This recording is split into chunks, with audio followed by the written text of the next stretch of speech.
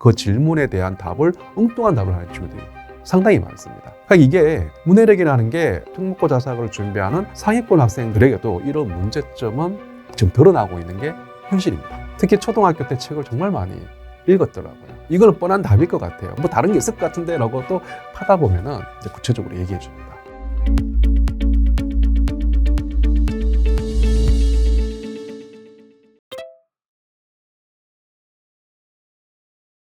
특목고 자사고 입시에 딱 정해져 있죠. 자기주도 학습 전형이라고 합니다. 근데 여기서 자기주도 학습에 대한 이 말의 용어도 이해를 못하는 거죠.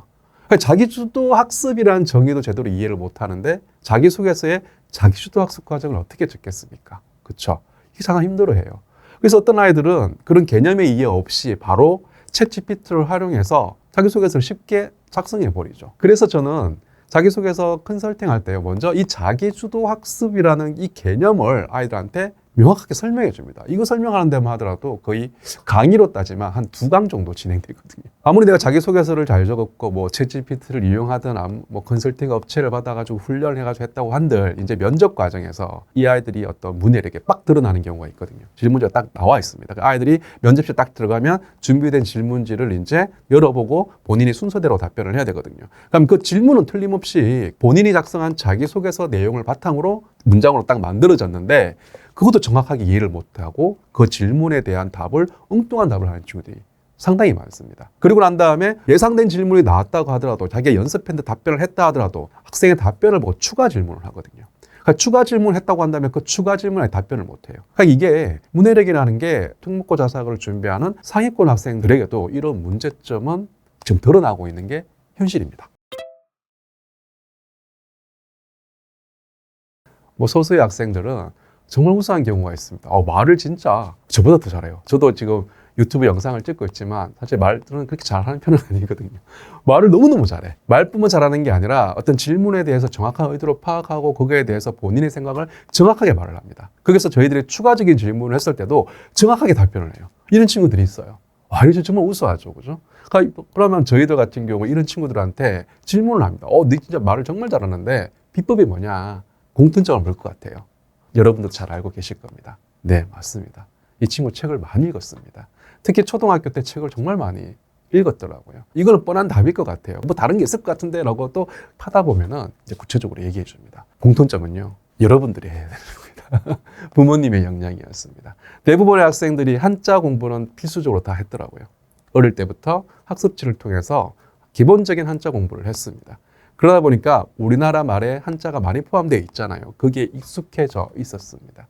그리고 또 두 번째는 뭐냐 하면은 꼭 부모님들과 함께 신문을 읽었다고 하더라고요. 신문, 사설 같은 거. 어떤 사회적인 이슈가 발생하면 사설을 같이 읽으면서 어려운 내용이지만 그 부모님들이 옆에서 많이 도와줬다고 합니다.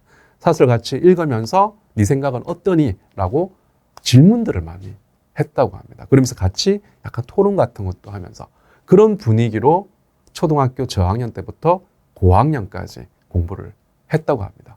결국은 우리 아이의 문해력의 해결책은 여러분들이 해야 된다는 겁니다. 아이들이 알아서 책을 많이 읽지는 않습니다. 특히 요즘 같은 경우에는. 한번 생각해 보십시오. 똑같은 정보라고 하더라도 책 한 권을 읽어서 얻는 정보랑 5분만 시간에서 유튜브 영상을 딱 보면 알 수 있는 정보, 이 똑같은 정보라고 하면 아이들은 뭘 선택할까요?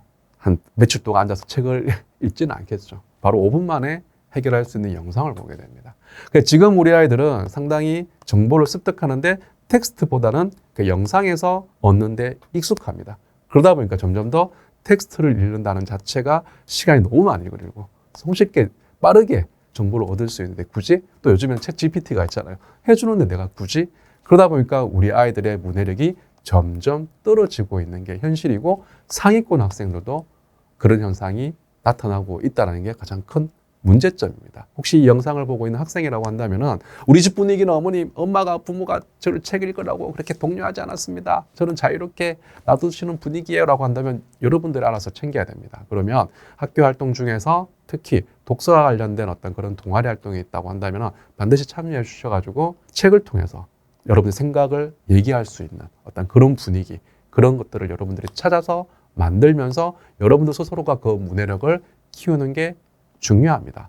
그리고 학부모님 같은 경우에는 지금 다 컸는데 중학생들은 책 읽으라고 막 애들, 또 어머님이 책 권하면 또 애들 안 읽습니다. 질문을 좀 많이 해주면 좋을 것 같아요. 예를 든다면은 우리 사회에서 큰 이슈가 발생했던 문제라든지 아니면 마치 영화를 봤다고 하더라도 그 영화를 보고 난 다음에 서로 약간 어땠니? 라는 정도의 어떤 질문을 통해서 우리 아이가 본인이 갖고 있는 생각을 어떻게 답변하는지 한번 들어보시는 거. 이게 어쩌면 우리 아이의 어떤 문해력을 키우는 시작이 아닐까 합니다. 자기가 스스로 생각하고 말하고 자기 주장을 펼칠 수 있는 능력 충분히 기를 수 있다고 생각이 듭니다. 그리고 또 저희 프랩 입시백과 열심히 따라오시면은 충분히 여러분들이 문해력도 올라가지 않을까 그런 생각이 들면서 구독과 좋아요 저희에게 큰 힘이 된다는 거 잊지 마십시오. 입시백과 다음 편에서 또 뵙겠습니다.